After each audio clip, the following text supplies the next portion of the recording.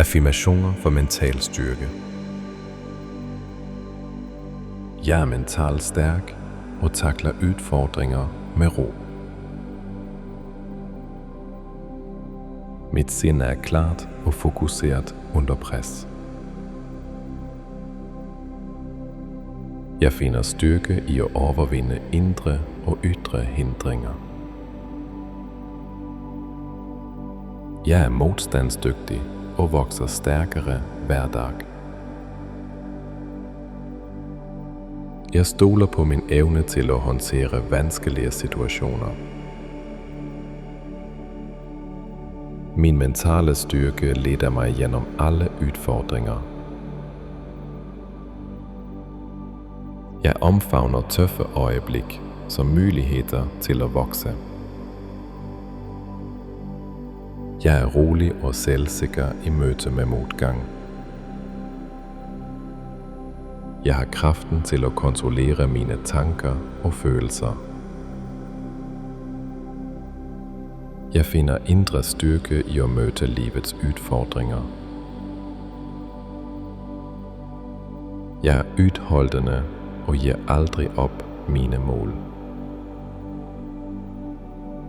Mit sind er en kilde til uendelig styrke og klarhed. Jeg overvinder tvivl med selvtillid og beslutsomhed. Jeg er stærk og i stand til at håndtere alt, som kommer. Jeg finder ro i min mentale styrke og indre fred. Jeg står stødig selv i livets stormer.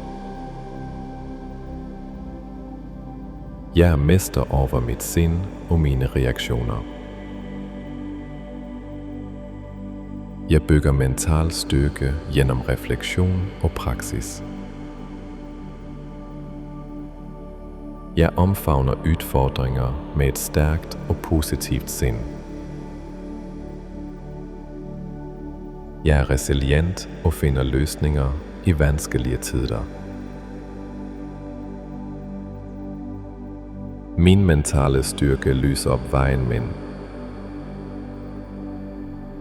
Jeg håndterer stress med ro og selvsikkerhed. Jeg er stærk i sind og klar til at møde livet. Jeg finder kraft i min evne til at holde fokus og ro.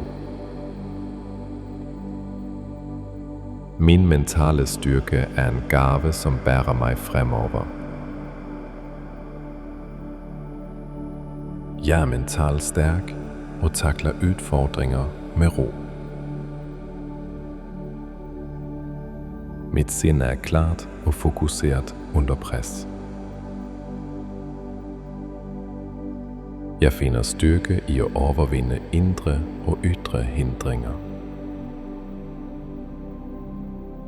Jeg er modstandsdygtig og vokser stærkere hver dag. Jeg stoler på min evne til at håndtere vanskelige situationer. Min mentale styrke leder mig gennem alle udfordringer. Jeg omfavner tøffe øjeblik som muligheder til at vokse. Jeg er rolig og selvsikker i møte med modgang. Jeg har kraften til at kontrollere mine tanker og følelser. Jeg finder indre styrke i at møde livets udfordringer. Jeg er udholdende og giver aldrig op mine mål. Mit sind er en kilde til uendelig styrke og klarhed. Jeg overvinder tvivl med selvtillid og beslutsomhed. Jeg er stærk og i stand til at håndtere alt, som kommer. Jeg finder ro i min mentale styrke og indre fred. Jeg står stødig selv i livets stormer. Jeg er mester over mit sind og mine reaktioner. Jeg bygger mental styrke gennem refleksion og praksis. Jeg omfavner udfordringer med et stærkt og positivt sind. Jeg er resilient og finder løsninger i vanskelige tider. Min mentale styrke lyser op vejen min. Jeg håndterer stress med ro og selvsikkerhed. Jeg er stærk i sind og klar til at møde livet. Jeg finder kraft i min evne til at holde fokus og ro. Min mentale styrke er en gave, som bærer mig fremover. Jeg er mentalt stærk og takler udfordringer med ro. Mit sind er klart og fokuseret under pres. Jeg finder styrke i at overvinde indre og ydre hindringer. Jeg er modstandsdygtig og vokser stærkere hver dag. Jeg stoler på min evne til at håndtere vanskelige situationer. Min mentale styrke leder mig gennem alle udfordringer. Jeg omfavner tøffe øjeblik som muligheder til at vokse. Jeg er rolig og selvsikker i møte med modgang. Jeg har kraften til at kontrollere mine tanker og følelser. Jeg finder indre styrke i at møde livets udfordringer. Jeg er udholdende og giver aldrig op mine mål. Mit sind er en kilde til uendelig styrke og klarhed. Jeg overvinder tvivl med selvtillid og beslutsomhed. Jeg er stærk og i stand til at håndtere alt, som kommer. Jeg finder ro i min mentale styrke og indre fred. Jeg står stødig selv i livets stormer. Jeg er mester over mit sind og mine reaktioner. Jeg bygger mental styrke gennem refleksion og praksis. Jeg omfavner udfordringer med et stærkt og positivt sind. Jeg er resilient og finder løsninger i vanskelige tider. Min mentale styrke lyser op vejen min. Jeg håndterer stress med ro og selvsikkerhed. Jeg er stærk i sind og klar til at møde livet. Jeg finder kraft i min evne til at holde fokus og ro. Min mentale styrke er en gave, som bærer mig fremover. Jeg er mentalt stærk og takler udfordringer med ro. Mit sind er klart og fokuseret under pres. Jeg finder styrke i at overvinde indre og ydre hindringer. Jeg er modstandsdygtig og vokser stærkere hver dag. Jeg stoler på min evne til at håndtere vanskelige situationer. Min mentale styrke leder mig gennem alle udfordringer. Jeg omfavner tøffe øjeblik som muligheder til at vokse. Jeg er rolig og selvsikker i møte med modgang. Jeg har kraften til at kontrollere mine tanker og følelser. Jeg finder indre styrke i at møde livets udfordringer. Jeg er udholdende og giver aldrig op mine mål. Mit sind er en kilde til uendelig styrke og klarhed. Jeg overvinder tvivl med selvtillid og beslutsomhed.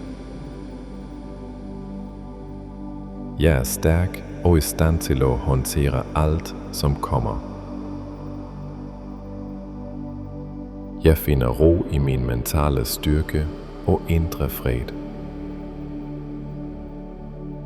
Jeg står stødig selv i livets stormer. Jeg er mester over mit sind og mine reaktioner. Jeg bygger mental styrke gennem refleksion og praksis.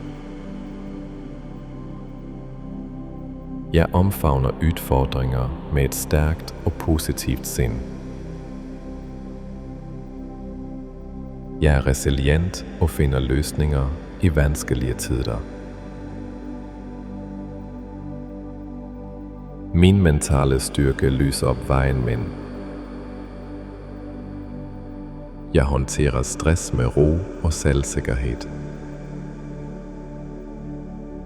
Jeg er stærk i sind og klar til at møde livet. Jeg finder kraft i min evne til at holde fokus og ro. Min mentale styrke er en gave, som bærer mig fremover. Jeg er mentalt stærk og takler udfordringer med ro.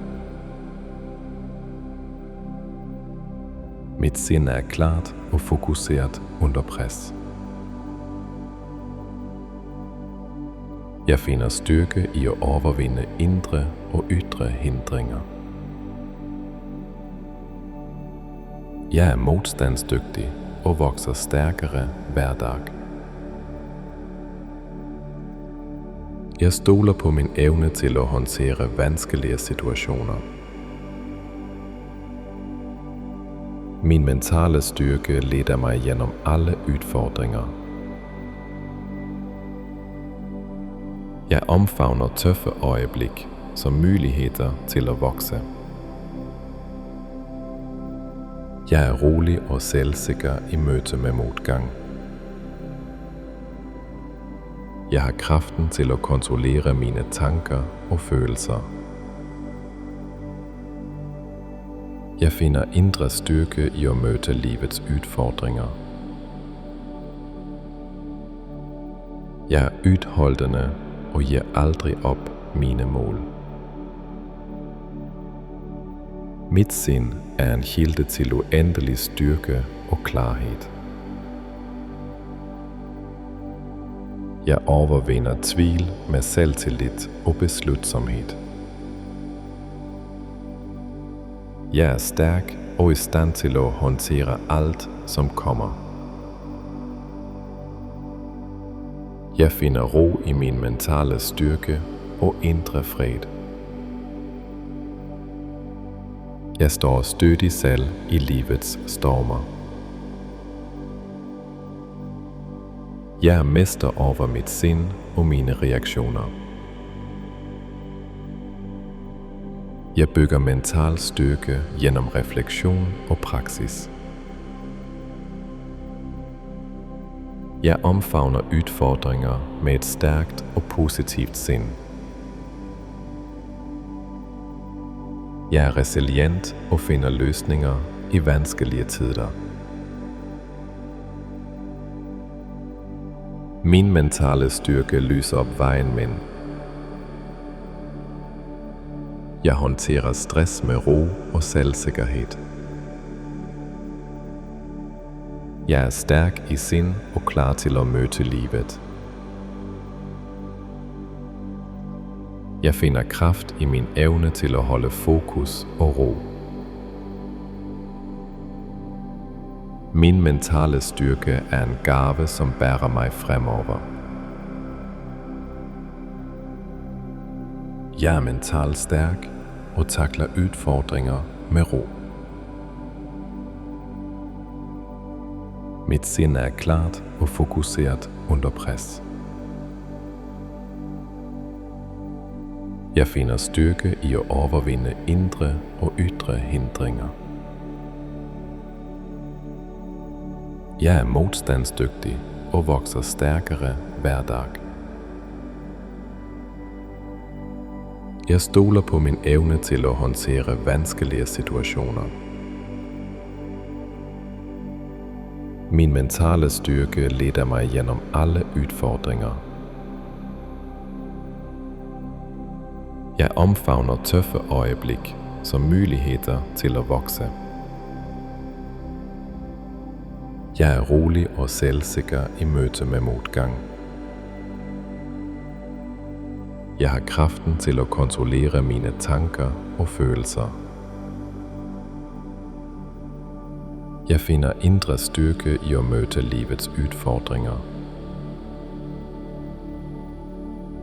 Jeg er udholdende og giver aldrig op mine mål. Mit sind er en kilde til uendelig styrke og klarhed. Jeg overvinder tvivl med selvtillid og beslutsomhed. Jeg er stærk og i stand til at håndtere alt, som kommer. Jeg finder ro i min mentale styrke og indre fred. Jeg står stødig selv i livets stormer. Jeg er mester over mit sind og mine reaktioner. Jeg bygger mental styrke gennem refleksion og praksis. Jeg omfavner udfordringer med et stærkt og positivt sind.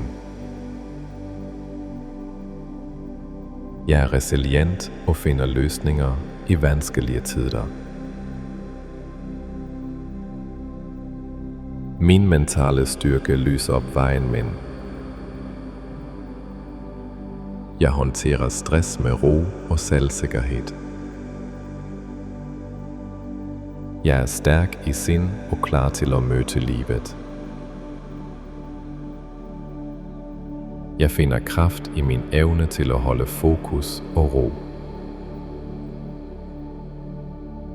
Min mentale styrke er en gave, som bærer mig fremover. Jeg er mentalt stærk og takler udfordringer med ro. Mit sind er klart og fokuseret under pres. Jeg finder styrke i at overvinde indre og ydre hindringer. Jeg er modstandsdygtig og vokser stærkere hver dag.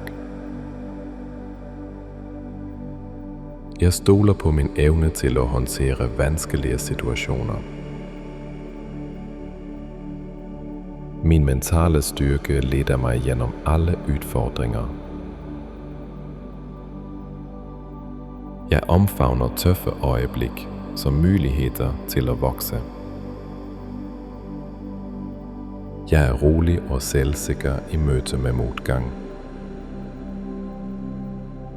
Jeg har kraften til at kontrollere mine tanker og følelser. Jeg finder indre styrke i at møde livets udfordringer. Jeg er udholdende og giver aldrig op mine mål. Mit sind er en kilde til uendelig styrke og klarhed. Jeg overvinder tvivl med selvtillid og beslutsomhed. Jeg er stærk og i stand til at håndtere alt, som kommer. Jeg finder ro i min mentale styrke og indre fred. Jeg står stødigt selv i livets stormer.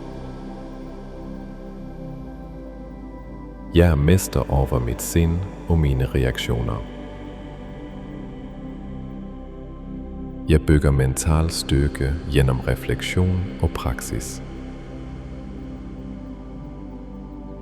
Jeg omfavner udfordringer med et stærkt og positivt sind. Jeg er resilient og finder løsninger i vanskelige tider. Min mentale styrke lyser op vejen min. Jeg håndterer stress med ro og selvsikkerhed. Jeg er stærk i sind og klar til at møde livet. Jeg finder kraft i min evne til at holde fokus og ro. Min mentale styrke er en gave, som bærer mig fremover. Jeg er mentalt stærk og takler udfordringer med ro.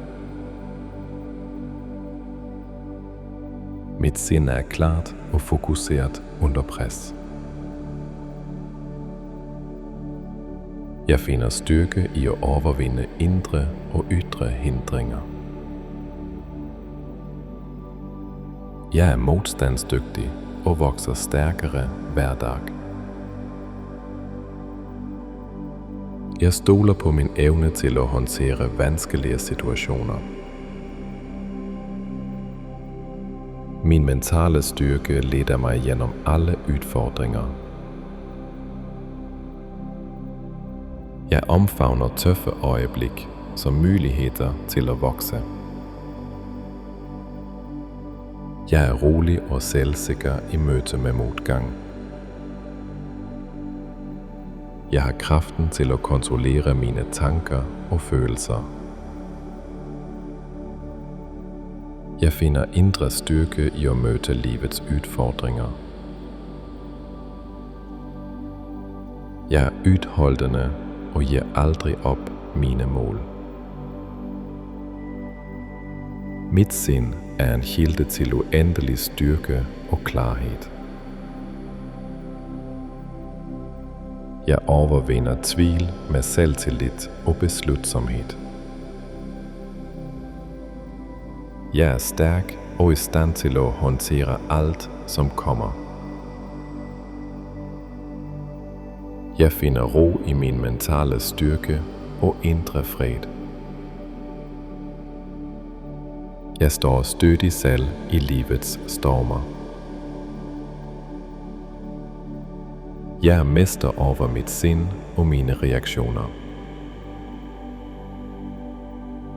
Jeg bygger mental styrke gennem refleksion og praksis. Jeg omfavner udfordringer med et stærkt og positivt sind. Jeg er resilient og finder løsninger i vanskelige tider. Min mentale styrke lyser op vejen min. Jeg håndterer stress med ro og selvsikkerhed. Jeg er stærk i sind og klar til at møde livet. Jeg finder kraft i min evne til at holde fokus og ro. Min mentale styrke er en gave, som bærer mig fremover. Jeg er mentalt stærk og takler udfordringer med ro. Mit sind er klart og fokuseret under pres. Jeg finder styrke i at overvinde indre og ydre hindringer. Jeg er modstandsdygtig og vokser stærkere hver dag. Jeg stoler på min evne til at håndtere vanskelige situationer. Min mentale styrke leder mig gennem alle udfordringer. Jeg omfavner tøffe øjeblik som muligheder til at vokse. Jeg er rolig og selvsikker i møte med modgang. Jeg har kraften til at kontrollere mine tanker og følelser. Jeg finder indre styrke i at møde livets udfordringer. Jeg er udholdende og giver aldrig op mine mål. Mit sind er en kilde til uendelig styrke og klarhed. Jeg overvinder tvivl med selvtillid og beslutsomhed. Jeg er stærk og i stand til at håndtere alt, som kommer. Jeg finder ro i min mentale styrke og indre fred. Jeg står stødig selv i livets stormer. Jeg er mester over mit sind og mine reaktioner. Jeg bygger mental styrke gennem refleksion og praksis. Jeg omfavner udfordringer med et stærkt og positivt sind. Jeg er resilient og finder løsninger i vanskelige tider. Min mentale styrke lyser op vejen min. Jeg håndterer stress med ro og selvsikkerhed. Jeg er stærk i sind og klar til at møde livet. Jeg finder kraft i min evne til at holde fokus og ro. Min mentale styrke er en gave, som bærer mig fremover. Jeg er mentalt stærk og takler udfordringer med ro. Mit sind er klart og fokuseret under pres. Jeg finder styrke i at overvinde indre og ydre hindringer. Jeg er modstandsdygtig og vokser stærkere hver dag. Jeg stoler på min evne til at håndtere vanskelige situationer. Min mentale styrke leder mig gennem alle udfordringer. Jeg omfavner tøffe øjeblik som muligheder til at vokse. Jeg er rolig og selvsikker i møte med modgang. Jeg har kraften til at kontrollere mine tanker og følelser. Jeg finder indre styrke i at møde livets udfordringer. Jeg er udholdende og giver aldrig op mine mål. Mit sind er en kilde til uendelig styrke og klarhed. Jeg overvinder tvivl med selvtillid og beslutsomhed. Jeg er stærk og i stand til at håndtere alt, som kommer. Jeg finder ro i min mentale styrke og indre fred. Jeg står stødig selv i livets stormer. Jeg er mester over mit sind og mine reaktioner. Jeg bygger mental styrke gennem refleksion og praksis. Jeg omfavner udfordringer med et stærkt og positivt sind. Jeg er resilient og finder løsninger i vanskelige tider. Min mentale styrke lyser op vejen min. Jeg håndterer stress med ro og selvsikkerhed. Jeg er stærk i sind og klar til at møde livet. Jeg finder kraft i min evne til at holde fokus og ro. Min mentale styrke er en gave, som bærer mig fremover.